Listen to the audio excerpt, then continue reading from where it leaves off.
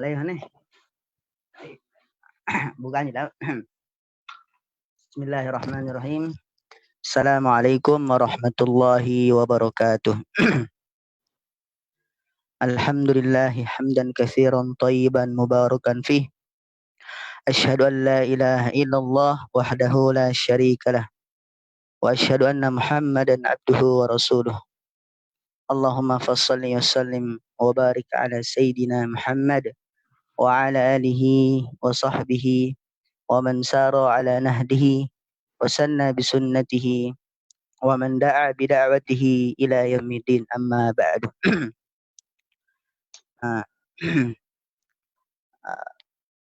Pertama-tama marilah kita panjatkan syukur kita kepada Allah Subhanahu wa taala, yang mana Allah Subhanahu wa taala menurunkan Al-Qur'an agar hati kita menjadi tenang, agar menguatkan hati kita, agar menjadi petunjuk dan hidayah bagi kita, dan agar menjadi kebahagiaan di kehidupan kita. Sebagaimana Allah bilang, "Qul nazzalahu ruhul qudus min rabbika bil haqqi liyuthabbital ladzina amanu wa hudan wa busyra lil muslimin." Salawat dan taslim marilah kita sanjungkan kepada baginda Nabi besar Muhammad sallallahu alaihi wasallam, karena adanya beliau di muka bumi ini kita bisa mengenal Islam secara kafah. Baik pemirsa TV IKPPNH 2015 dan sahabat-sahabat rahmati Allah Subhanahu wa taala. Insyaallah fi hadhil fursah, pada kesempatan kali ini kami sebagai moderator ingin memberikan sedikit pertanyaan kepada sahabat kita atau sahabat kita ini Abdullah Syaitrobani, karena beliaulah yang sudah pengalaman ya dalam bidang tahfiz.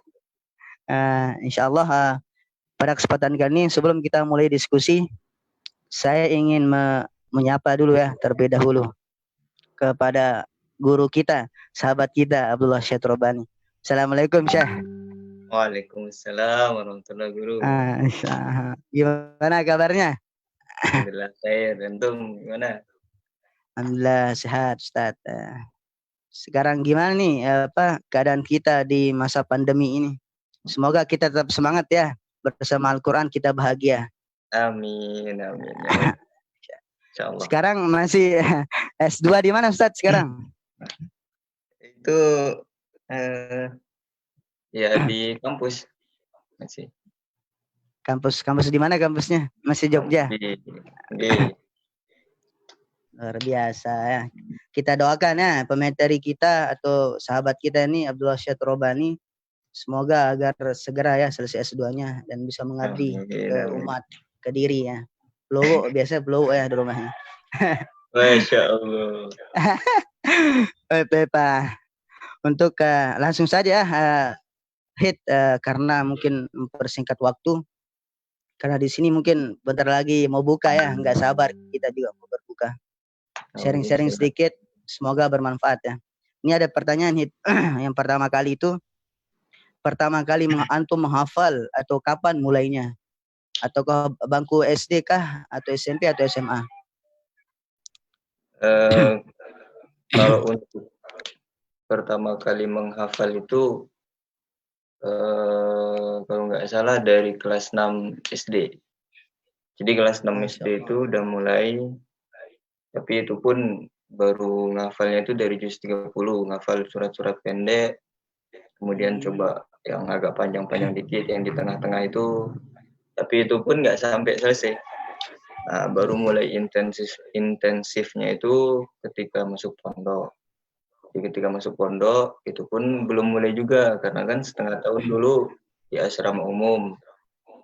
Nah, ketika semester 2-nya baru kita pindah ke asrama yang tahfiz. Nah, di asrama tahfiz itulah baru mulai intensif untuk menghafal. Masya Allah, biasa. Berarti sejak kecil udah mulai mulai ngafal ya. Mulai coba-coba. Seperti Iya, itu. biasanya coba-coba itu yang bikin lebih asik, lebih suka. Masya Allah. Karena nggak ada beban Tapi kan. oke, tapi alhamdulillah, masya Allah luar biasa. Kalau untuk pendidikan awal menghafal Al-Quran dari keluarga itu bisa antum jelaskan? Keluarga biasanya pakai metode apa? Nah, kalau untuk apa ya? Eh, saya masih ingat dulu.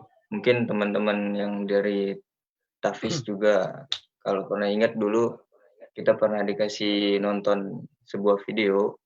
Jadi di video itu ada anak kecil, kalau nggak salah kisaran ya kurang lebih umur 3 tahun.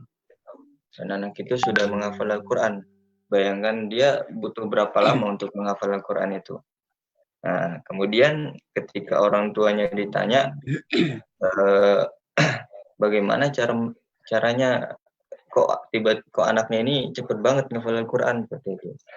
Ternyata orang tuanya bilang cara mendidiknya itu jadi ketika masih dalam kandungan, ketika ibunya masih mengandung anak-anak itu, jadi orang tuanya selalu membacakan Al-Quran seperti itu. Oh Jadi iya, iya. beberapa bulan itu dibacakan terus, sehingga ketika lahir lama-lama anak itu Biasa. apa istilahnya ya seperti yang dibilang apa ya, makanya kalau di kita belajar bahasa Arab itu kan di pelajarannya misalnya istimak wal kalam, istimak duluan baru kalam, karena Iya, iya. kalau dalam belajar bahasa itu yang paling pertama itu istimak, mendengarkan seperti itu. Jadi apalagi anak kecil kan belajar pertamanya itu belajar mendengar, dia mengucapkan apa yang dia dengar seperti itu.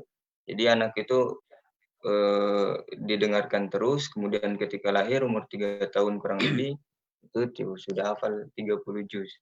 Dan kalau disuruh baca dia nggak bisa, karena dia menghafalnya melalui Iya, pendengarannya, mendengarkan. melalui mendengar. Kemudian ada juga cerita seorang anak yang ketika masih kecil, masih SD, yaitu apa ya? Ketika mau dibangunin sekolah itu orang tuanya nggak bangunin langsung, nggak bangunin, ayo nak bangun sekolah, nggak kayak gitu. Tapi dibanguninnya itu jadi orang tuanya nyetelin apa ya, radio pakai kaset gitu kalau zaman dulu kan. Oh iya, iya. Nah Fitri itu ya, ya. disetelinnya murotal. Itu setiap hari kayak gitu, bayangkan setiap kali anak ini akan dibangunkan ke sekolah, dibangunkannya dengan menyetel Speaker murotal itu. Morotal. Jadi nanti anaknya itu terbangun sendiri. Ketika anaknya itu terbangun sendiri, yang pertama kali dia dengar adalah murotal. Gitu. Kemudian lambat laun itu terus dilakukan oleh orang tuanya sampai selesai SD, sampai anak itu nggak di rumah lagi, istilahnya kayak gitu kan, sampai mondok.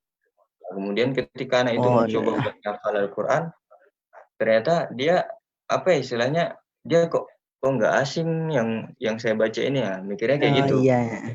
Nah, kenapa? Karena ternyata setelah dia Sering mikir, dengar. oh ini yang sering saya dengar dulu waktu masih kecil, kayak Masya gitu kan. Allah. Jadi dia lebih gampang buat menghafal Al-Quran, gitu. Masya Allah luar biasa. Berarti ya, antum dulu sama abinya didengerin terus ya sejak kecil.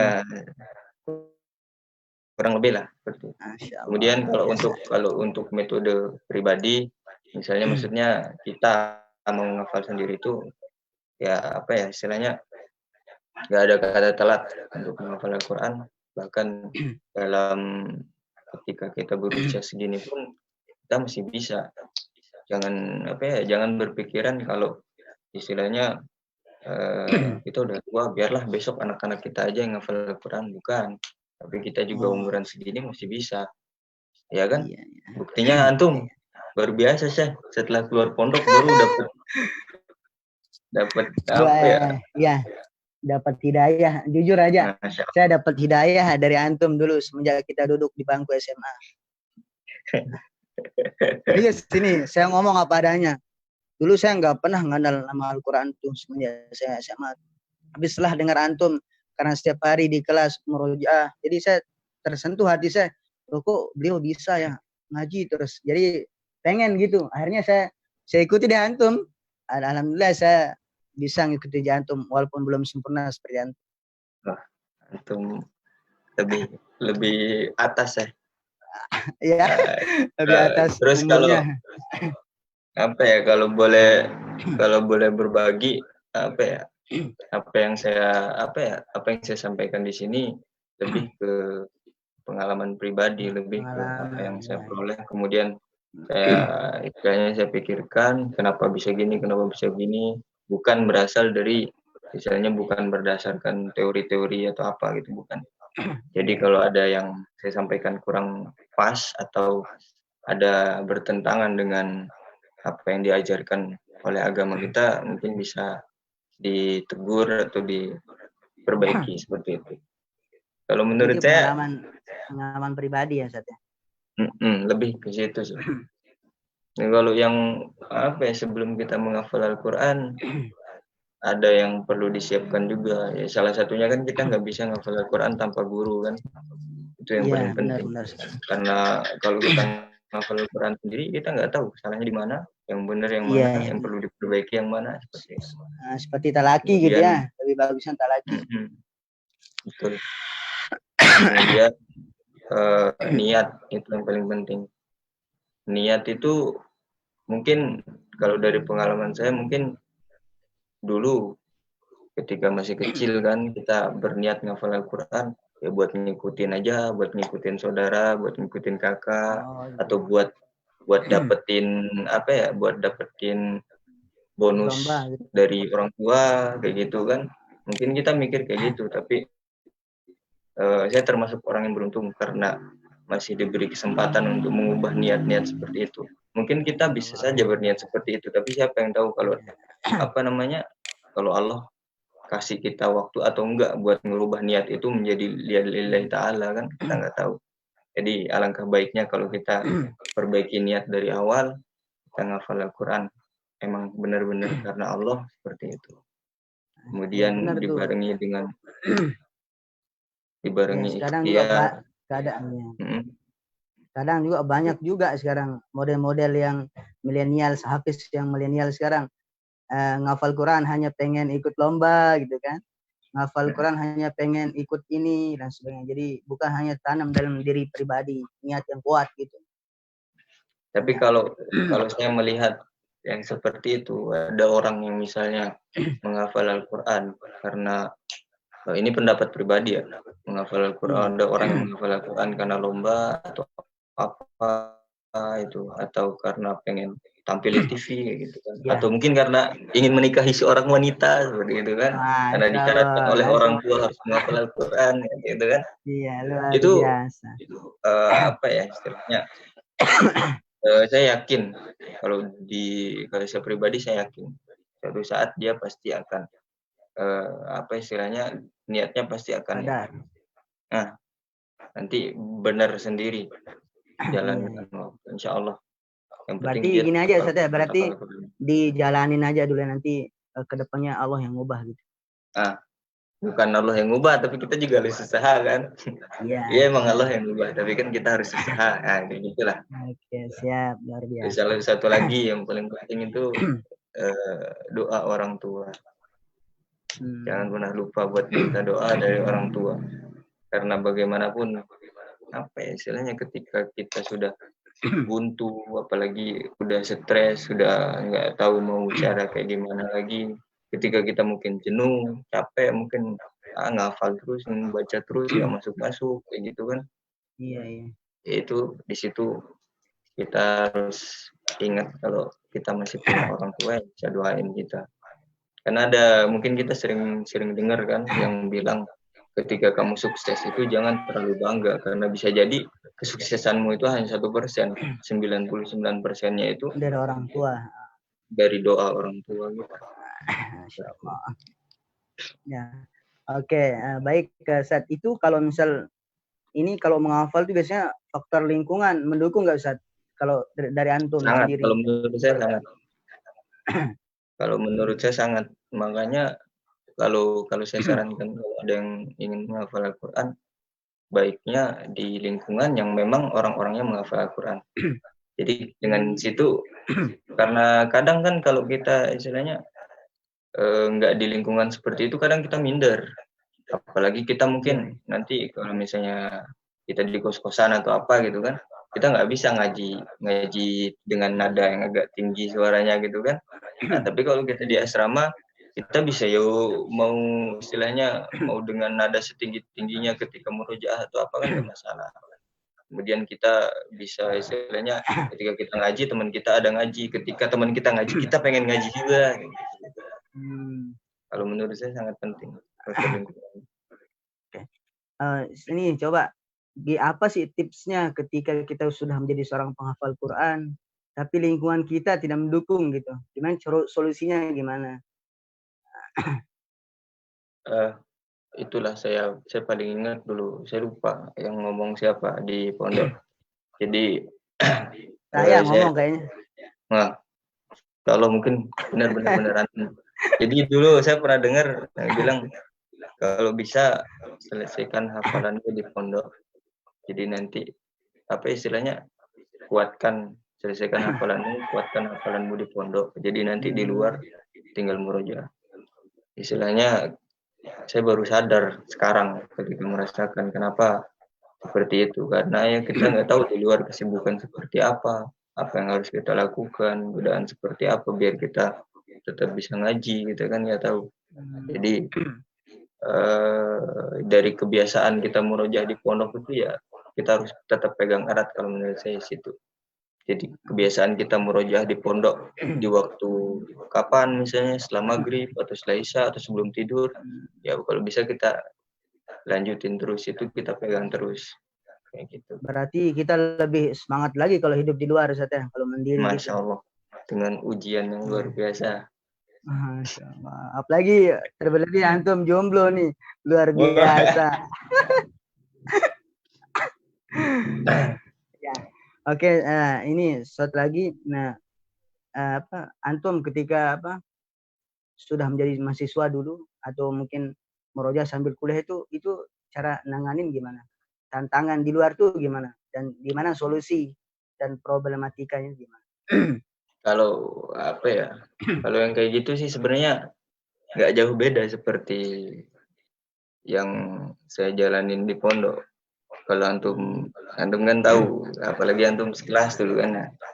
Gimana cara saya di pondok, seperti itu saya juga di luar, insya Allah. Nggak jauh beda. Jadi kayak yang antum bilang tadi, mungkin di kelas sambil nunggu ustadz dulu kan. Nah, seperti itu kita coba murojaah terus. Ya di kelas mungkin, kalau pas kuliah mungkin seperti itu juga. Tapi mungkin dengan agak sembunyi-sembunyi kayak gitu kan. Gak enak ya. Apalagi berteman sama ahwat di kelas kan gak enak suara kita dengar. Betul. Gitu. Biasa. Bentar saat. Tapi problem di luar itu sama di pesantren tuh lebih besar kayak di luar. Itu cara ngatasi gimana, Ustaz? Kalau menurut saya sih itu. Ya lebih ke gimana ya? Lebih ke kita kuatin tekad buat tetap jaga apa yang sudah kita hafal, apa yang diamanahkan ke kita, seperti itu.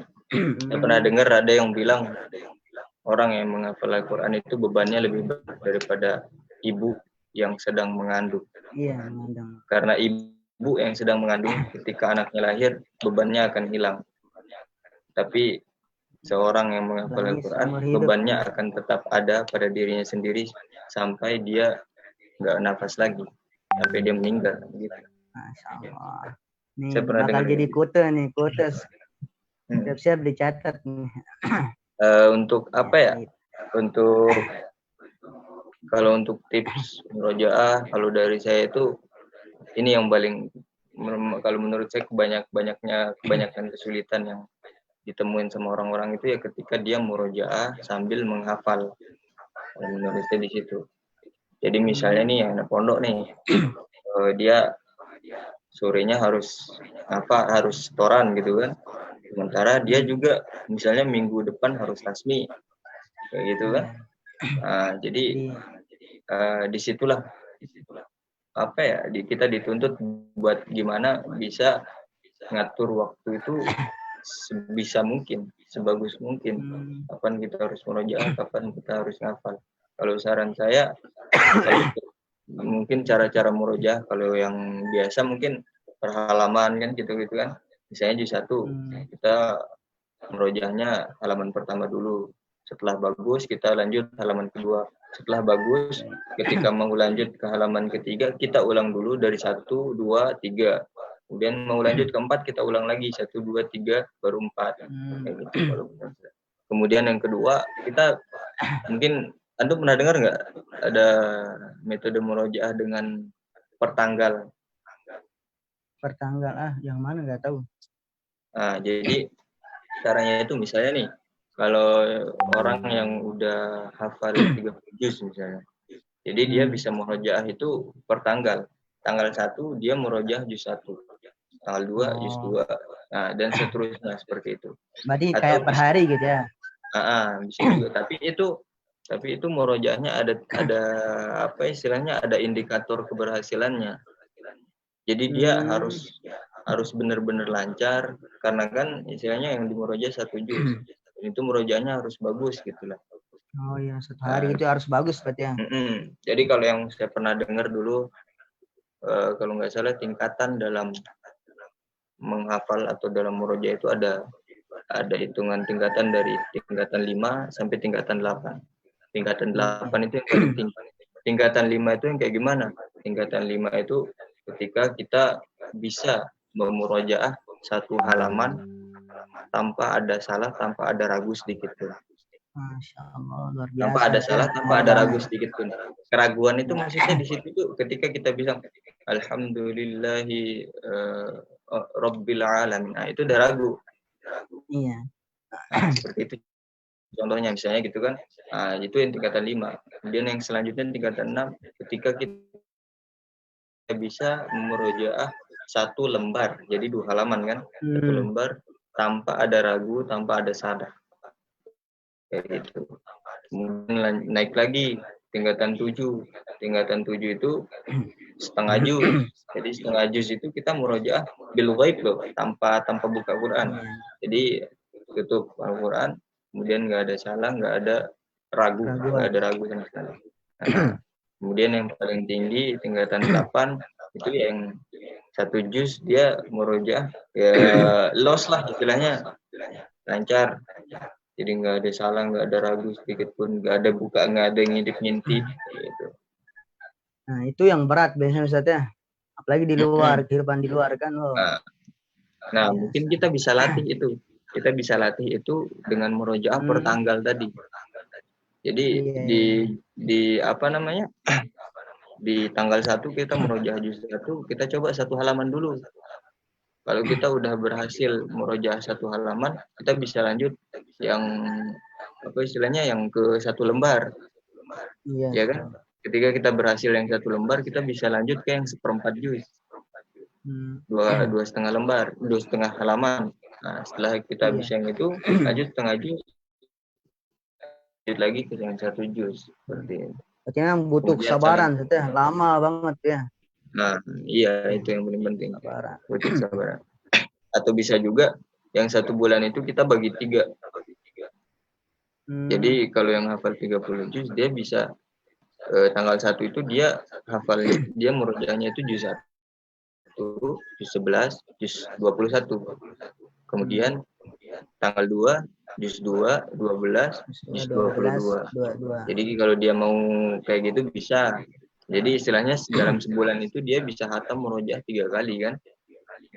Berapa kali jadi? 3 kali benar. 3 kali, ya kan? Terus itu juznya diacak kan, enggak berurutan, lebih bagus. Bisa kayak gitu. Kemudian salah satu yang paling efektif dari kalau menurut saya itu dibawa murojaah sambil tahajud. Masya Allah, itu yang sekarang berat ya. Nah, dia nggak mesti tahajud kan, kita bisa juga pakai di sholat. Kemudian sholat sunnah sendiri misalnya bisa kan, kayak itu di sholat sunnah duha atau apa gitu. Kita ya nggak apa-apa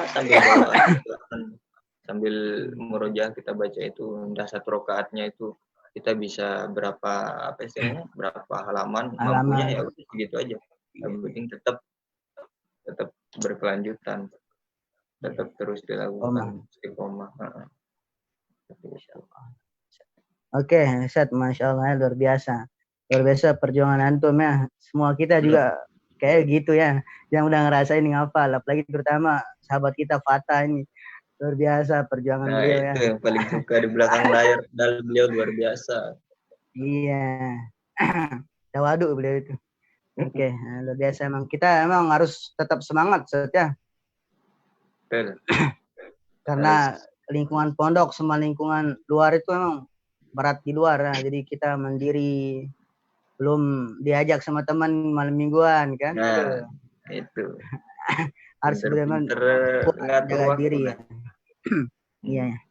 Oke Ustaz, ini ada dari mahasiswa nih. Bagaimana tips buat mahasiswa yang begitu sibuknya di luar, baik itu tugas-tugas di kampus maupun ikut organisasi. Itu bagaimana tipsnya buat mereka untuk menambah hafalan, baik menambah maupun meroja hafalan. Ini untuk mahasiswa gitu. Kalau untuk mahasiswa mungkin lebih ke, kalau menurut saya itu lebih dituntut ke istilahnya keahlian dia dalam menentukan mengatur waktu, manajemen waktu. Kalau menurut saya di situ. Jadi dia harus sesuaikan hari Senin misalnya, hari Senin dia ada kuliah apa aja. Hari Senin dia ada kuliah apa, jam berapa aja. Nah, dia bisa sesuaikan nanti jam segini itu saya kuliah, jam segini itu saya kuliah. Nah, ketika ada jam kosong misalnya maghrib atau isya kan nggak mungkin kan ada kuliah maghrib kan. Nah, mungkin di situ dia bisa pakai buat ada yang kuliah maghrib saya. Masya Allah, luar biasa. Kuliah malam saya. Jadi ya begitulah. Ketika ada waktu luang dia bisa gunakan buat menghafal. Kalau saya saranin buat menghafal. Kenapa nggak murojaah? Karena murojaah bisa dilakukan di kelas sambil nunggu dosen. Iya kan? Jadi kan ketika ketika kita itu kadang kan dosen banyak kan telatnya kan, kadang juga ngasih kabarnya itu telat gitu kan. Itu kita bisa istilahnya telat 15 menit dosen itu kita bisa dapat berapa murojaah? Setengah juz bisa. Iya enggak? Iya kalau lancar setengah juz. Apa seperempat juz lah. Itu bisa. Jadi kalau saran saya murojaahnya mungkin ketika sambil nunggu dosen, daripada kita cuma istilahnya duduk main HP atau ngobrol gitu. Ya mungkin sesekali nggak apa-apa. Tapi saya lebih sarankan seperti itu. Kemudian untuk maghrib atau subuh ketika nggak ada kegiatan itu bisa dipakai buat apa? Kalau untuk yang mau nambah apa gitu. Kalau saran dari saya. Iya. Berarti itu kekuatan hati ya, semangat sama dari pribadi sendiri. Karena emang rata-rata rentang banget orang-orang yang apalagi mahasiswa. Apalagi udah maghrib itu jarang, agak males lah kumpul, timbuh rasa males itu pasti ada. Lebih asik main HP kan sambil rebahan. Oke. Jadi benar sih yang antum bilang itu, larinya kekuatan hati masing-masing. Kemudian istilahnya ya kepribadian kita bisa nggak ngontrol diri kita sendiri kayak gitu. Iya. Baik. Jadi berarti intinya tadi dari diri kita masing-masing ya, kuatan niat kita, semangat kita dan sebagainya. Karena memang Al-Quran itu turun bukan untuk menyusahkan kan, untuk liyuthabbital ladzina amanu kan, agar menguatkan hati kita. Sama sekali, betul. Biasa. Kalau menurut saya nggak ada menyusahkan sama sekali. Iya. Malah kalau yang kita rasakan, mungkin nanti juga rasakan usaha atau keringat kita buat menghafal dulu itu masih kurang rasanya dibanding dengan kenikmatan yang Allah kasih. Iya nggak sih? Iya, benar banget. Nggak, maksud saya kenikmatan yang Allah kasih berkat Al-Quran ini, berkat yang kita hafal seperti itu. Jadi apa ya, nggak ada alasan buat kita apa ya, ya harus tetap semangat lah intinya. Sayang juga kalau nggak semangat kan, Allah udah memberikan kemudahan bagi kita untuk menghafal Apa seluruh katanya? Dalam surat apa sih? Surat Al-Qamar, walaqad yassarnal Qur'ana lidzikri hal min mudzakir. Masya Allah. Saya sengaja dia sih padahal tahu lagu ayo biasa tahu aduk sih. Antum alam. Ya, ini apa? Biasa kita itu kalau lagi kalau lagi malas nih Ustaz, lagi malas untuk megang Al-Qur'an nih.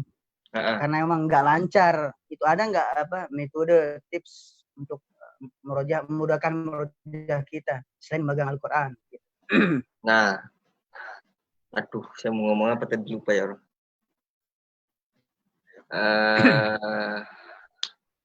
Kalau itu pasti kita temuin sih.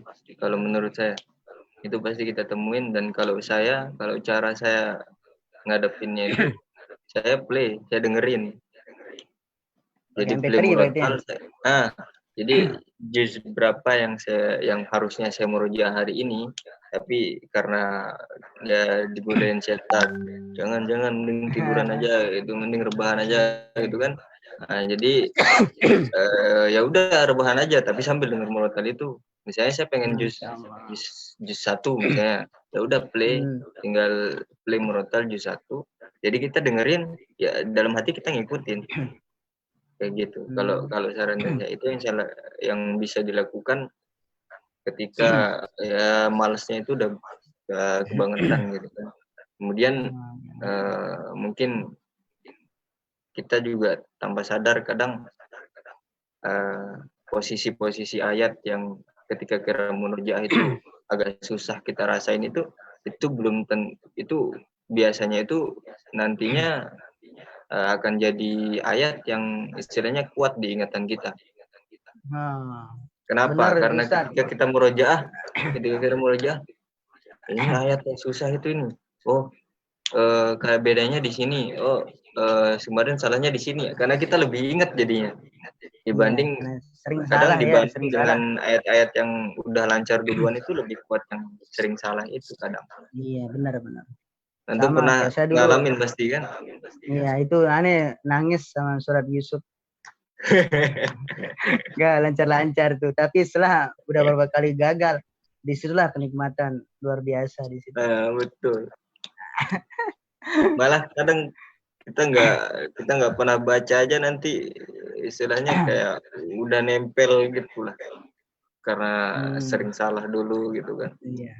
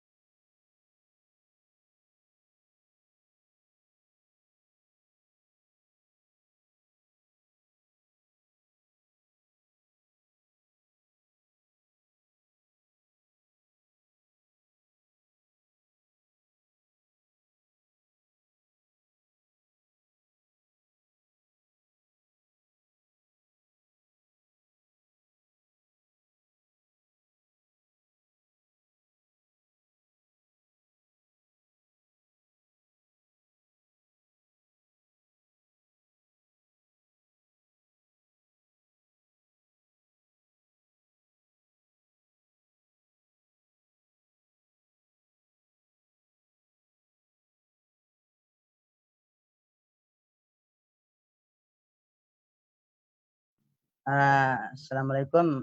Afwan ya buat pemirsa penonton TV IKA PPNH 2015.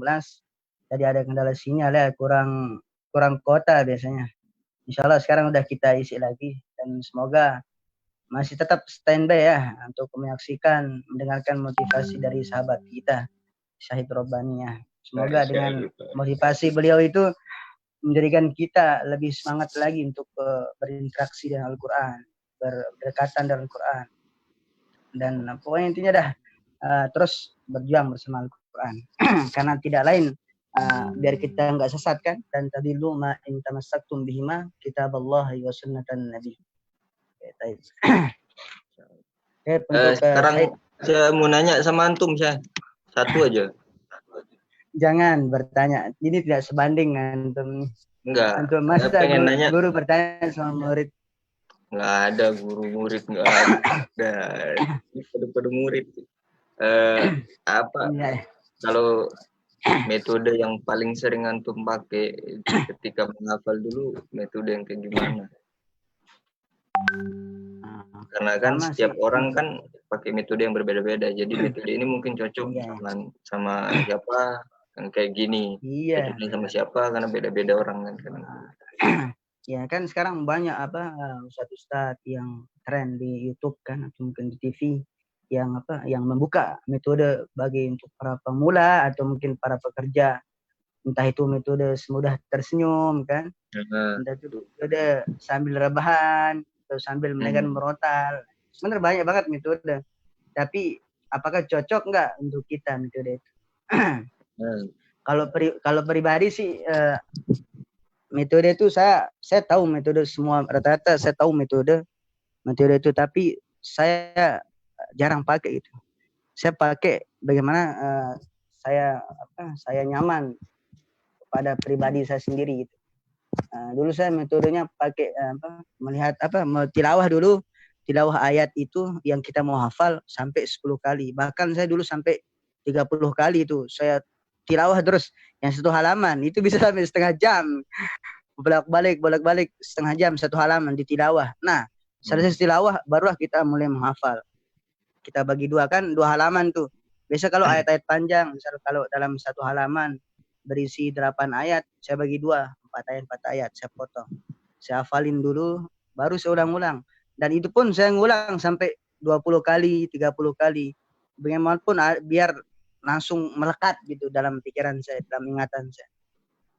Kalau udah selesai hafal 4 ayat tadi, nah baru dah lanjut ke 4 terakhir tadi. Jadinya 1 halaman. Itu dulu saya sekitar 1 halaman tuh kurang lebih 1 jam setengah. 1 halaman itu. Sebenarnya sih kemampuan kita beda-beda ya. Ada yang mampu menghafal 30 menit 2 halaman pun ada bisa. Tapi dulu saya 1 jam setengah itu 1 halaman. Itu paling lambat. Luar biasa memang, butuh kekuatan. Makanya saya bersyukur banget dan berterima kasih itu pada Allah yang telah memberikan kenikmatan luar biasa ketika menghafal. Tidak ada bandingnya lagi tuh ketika proses menghafal tuh dibanding kenikmatan yang lain. Luar biasa itu, nikmat banget. Jadi saya pernah tanya ke sekitar 10-an orang lebih lah, 10 santrian lebih lah. Jadi ada semahat hafiz. Saya tanya, enggak, bukan saya yang nanya. Jadi dia datang ke saya. Mereka nanya, Mas, ini murojaahnya kayak gimana caranya biar bagus, biar bisa kuat hafalannya. Soalnya saya kalau murojaah kok kayak ngafal ulang lagi kayak gitu. Oh, iya. Seperti itu. Jadi rata-rata permasalahan di pondok itu seperti itu. Jadi santrinya itu mengeluh ketika murojaah dia kok kayak ngafal ulang katanya kayak gitu. Terus saya tanya, emang cara mau ngafal kayak gimana? Kayak gitu.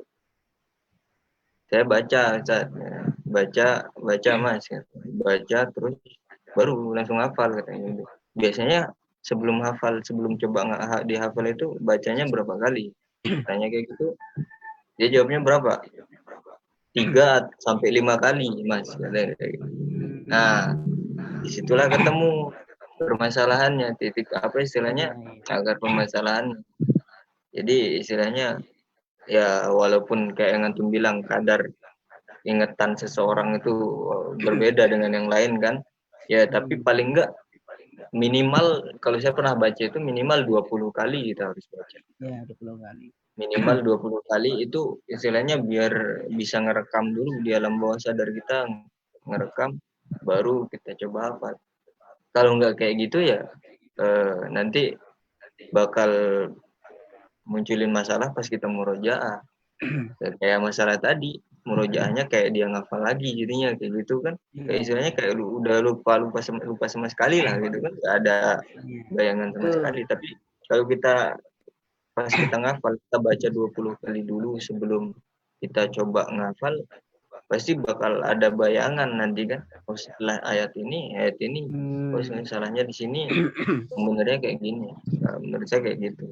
Kadang masalah yang pernah saya temuin gitu. Ya. Itu biasanya itu lebih sakit banget ya daripada putus cinta. Itu ibaratnya ya, Ustaz ya. Iya, serius Ustaz. Orang yang ngafal lalu lupa terus seperti ngafal ulang itu sakit banget asli. Lebih sakit daripada yang dirasakan oleh orang-orang yang itu dah luar biasa sakitnya itu. Makanya saya punya pesan kepada santri saya di Jakarta juga, tetap saya pesan ataupun teman-teman saya di sini ya, saya pesan bahwa jangan terlalu berambisi untuk menambah hafalan. Karena sebenarnya itu ngafal tuh bakal berakhir, bakal akan hatam gitu. Cobalah nikmati proses itu. Nah, kalau sudah nikmat baru nambah pelan-pelan. Insya Allah 30 juz nggak bakal kemana, bakal selesai. Nah, gitu. Jangan terlalu berambisi sehingga yang hafalan yang kemarin diabaikan dan lebih fokus ke hafalan yang baru. Akhirnya yang tadi ayat yang tadi itu dia cinta banget sama kita, akhirnya hilang gara-gara kita cinta sama hafalan baru gitu. Betul ya, saya setuju. Lebih baik kita istilahnya capek di waktu menghafal daripada capek nanti mengulang lagi di waktu murojaah. Maksudnya itu kita lebih baik ketika ngafal itu kita benar-benar ngafalnya, ngafalnya sampai benar-benar kuat. Jadi kita udah ada pondasi buat murojaah nanti. Murojaah jadi tinggal jalan sendiri. Kita di motor bisa sambil ngaji. Kita nunggu sesuatu kita bisa sambil ngaji tanpa harus buka Al-Quran. Ya kan? Betul. Masya Allah. Ya, luar biasa. Sampun, Ceh. Sampun. Nah, ini belum ada pertanyaan nih dari netizen. Ntar dulu. Astagfirullahaladzim. Mantu yang jawab ya. Ini bare dulu. Mbe bata nih, mbe pertanyaan netizen. Oke, karena udah jam 5:30 ya. Nah, kita mungkin bisa alangkah baiknya kita kan biasa makbul banget kalau doa-doa, mustajab banget doa kalau sore menjelang bukan. Ini ada pertanyaan satu lagi nih, Ustaz. Bentar dulu.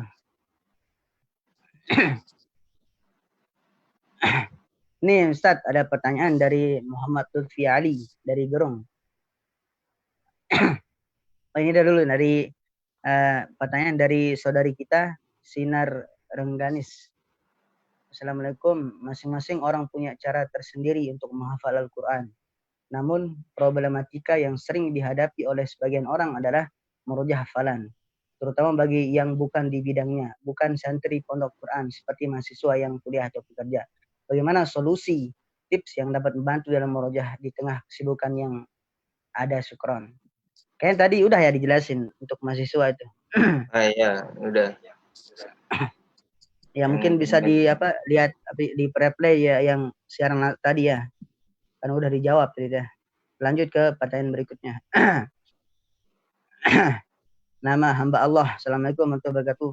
Bagaimana sikap antum menghadapi pertanyaan khalayak ramai yang mengatakan hafal Quran kok ahlaknya begitu, maksudnya agak kurang baik gitu. Yang kedua, bisakah antum menjelaskan korelasi antara akhlak dan Al-Quran? Jazakumullah. Kalau Ustaz.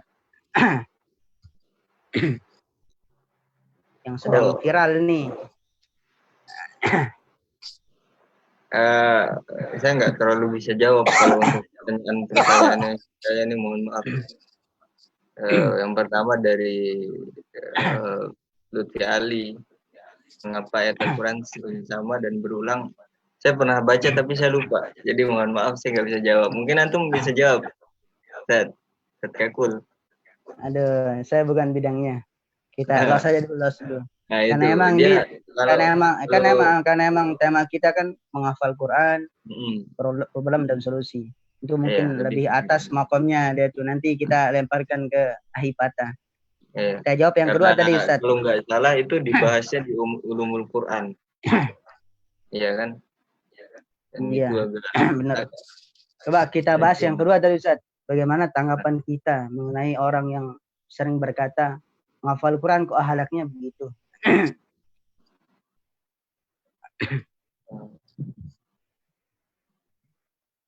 Kita bisa apa istilahnya?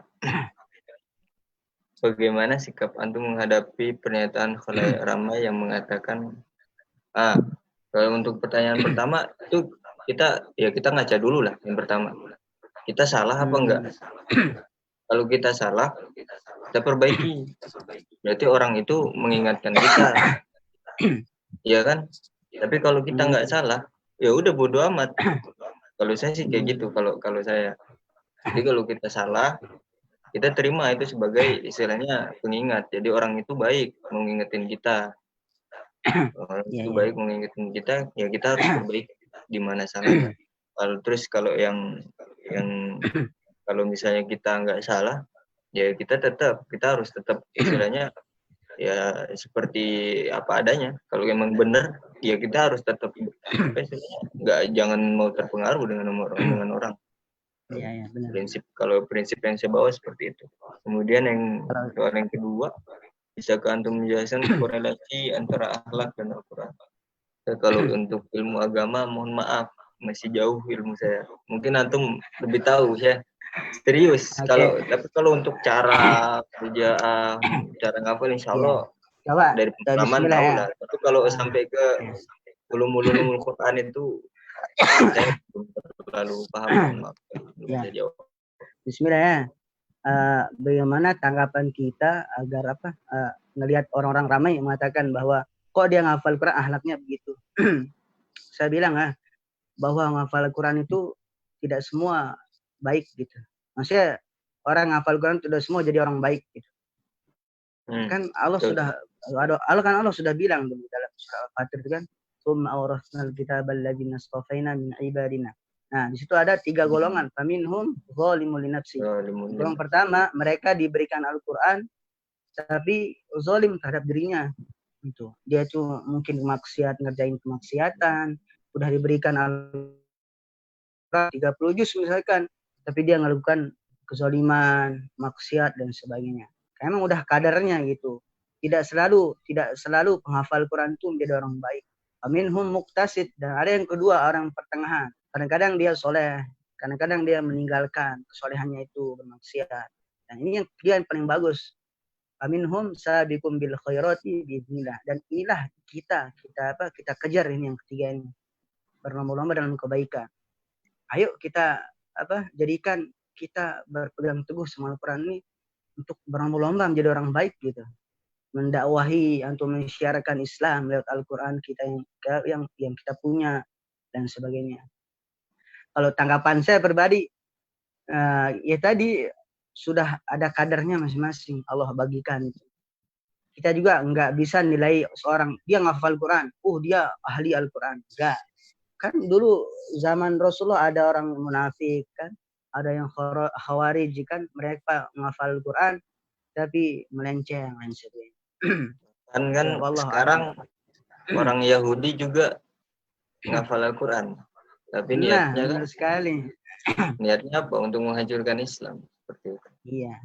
Dan kalau yang kedua kolerasi Al-Quran sama akhlak tuh ya sebenarnya dalam Al-Quran juga dikatakan wa innaka Wa innaka apa ayatnya Ustaz? Surah Al-Qalam tuh. Yang mana? Wa innaka la'ala khuluqin azim. Itu kan. Jadi tidaklah aku ciptakan Muhammad tuh sebagai memberikan akhlak yang baik. Jadi Nabi Muhammad tuh memang akhlaknya Al-Qur'an gitu. Terus kolerasnya apa? Nah, sebenarnya di situ adalah pribadi sendiri. Ketika kita mulai dekat dengan Al-Qur'an, disitulah kita perlahan atau pelan-pelan menjadikan Al-Quran itu sebagai akhlak kita. Itu sih yang saya tahu ya. Wallahu ta'ala alam bisawab. Masya Allah. Nih Zat, ada satu lagi Zat nih. Assalamualaikum. Nih katanya. Mengenai seorang yang sudah lulus menjadi seorang penghafal Al-Quran, kemudian ini lupa suatu ayat, apakah ada hadis menerangkan hukuman dosa ketika lupa?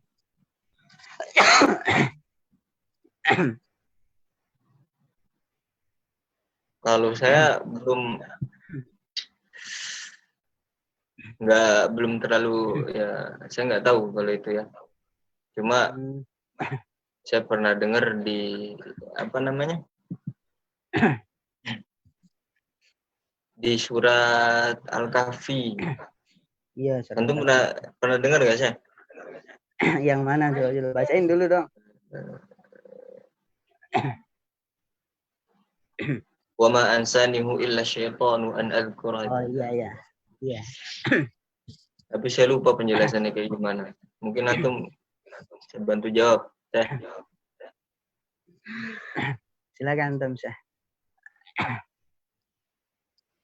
Kalau pribadi saya nih, kalau misal pertanyaan seperti itu, adakah kita berdosa ketika sudah menghafal Quran lalu lupa satu ayat? Nah, kalau dia sampai meninggalkan, sampai akhir ayatnya dia meninggalkan, misal contoh gini dia menghafal Quran, dia berani menghafal Al-Quran kan, seharusnya dia berani merojah seumur hidup. Nah, ketika ada orang yang menghafal Al-Quran, namun dia meninggalkan Al-Quran, apa yang Allah telah berikan ayat itu, maka sungguh dia berdosa.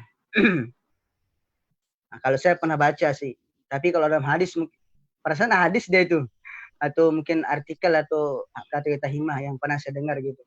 Nah, dan penghafal Al-Quran itu juga ada dua dapatnya. Yang pertama syafaat, yang kedua laknat. Nah, dari situlah saya disimpulkan bahwa kalau orang menghafal Al-Quran lalu meninggalkan semua ayat yang dihafal, maka dia dilaknat. Nah, itu yang saya baca dulu. Wallahu a'lam. Coba nanti kita carikan. Nanti simpan pertanyaan ini karena saya nggak berani. Karena kita bukan ahlul Quran, bukan ahlul hadis. Nanti kita lemparkan ke Abun yang insyaallah pada Ustadz Patah. Ini ada. Kalau bagi saya kalau bagi saya tadi begitu. Karena kalau misalnya sudah berani menghafal Quran lalu meninggalkan, itu jelas dosa. Karena Allah sudah memberikan yang terbaik buat kita. Kenapa kita lalaikan itu? Ini ada pertanyaan lagi ya. Dari Bul. Saya ada beberapa pertanyaan. Pertanyaan yang pertama menyangkut dengan lomba tahfiz. Saya punya keponakan yang sering ikut lomba dan kadang-kadang bertanya sama saya saran dan solusi. Dan saya kasih saran untuk memperbaiki dan mencari irama yang bagus. Karena menurut saya kalau udah ikut lomba pasti bacaan dan hafalannya sudah bagus. Makanya sampai ikut dan dipercaya untuk lomba. Bagaimana menurut antum dengan saran saya ke keponakan saya itu? Dan dalam waktu dekat ini katanya ada seleksi untuk ikut lomba ke luar negeri. Dan alhamdulillah hampir setiap lomba yang dia dia dapat juara. Tapi bagaimana masukan antum tentang lomba sampai luar negeri? Kira-kira apa yang harus disiapkan? Gimana Syekh? Ya, itu kan mal mas'ulu anha bi'a'lam min as-sa'il. Kalau apa ya? Kalau untuk lomba itu saran antum udah bagus kalau menurut saya. Jadi kita harus tahu dulu yang dinilai dari lomba itu apa dan lombanya itu seperti apa. Kayak kadang kalau untuk secara umum, misalnya MTQ nih, kita sebut saja MTQ atau STQ. Kalau MTQ atau STQ. Kalau untuk yang bidang tahfiz itu yang dinilai itu 3. Yang pertama tahfiz, yang kedua tajwid, yang ketiga fasohah. Tahfiznya itu nilainya 50. Tajwid itu nilainya 25. Fasohah nilainya 25 juga. Nah, jadi ketika kita tahu apa yang akan dinilai itu, apa indikator penilaiannya itu, kita bisa persiapkan indikator penilaiannya itu. Jadi yang dipersiapkan yang 3 itu. Yang pertama hafalan harus kuat, kemudian yang kedua tajwidnya harus bagus, ketiga fasohanya harus mantap, covid tidak dan lain sebagainya itu. Termasuk juga di fasohah itu irama. Kalau untuk irama atau nada bacaan itu terkadang kalau di MTQ yang diadakan pemerintah itu biasanya kalau setahu saya itu masuk ke fasohah. Tapi kadang di lomba-lomba kalau yang diadakan oleh instansi lain kayak misalnya antar kampus atau antar siswa atau apa itu biasanya ya tergantung kebijakan mereka. Ada yang kasih poin sendiri ke irama, ada yang enggak. Dan yang harus dipersiapkan itu salah satunya itu mental. Mentalnya itu harus benar-benar istilahnya gimana caranya dia harus kuat mental. Istilahnya enggak demam panggung gitu.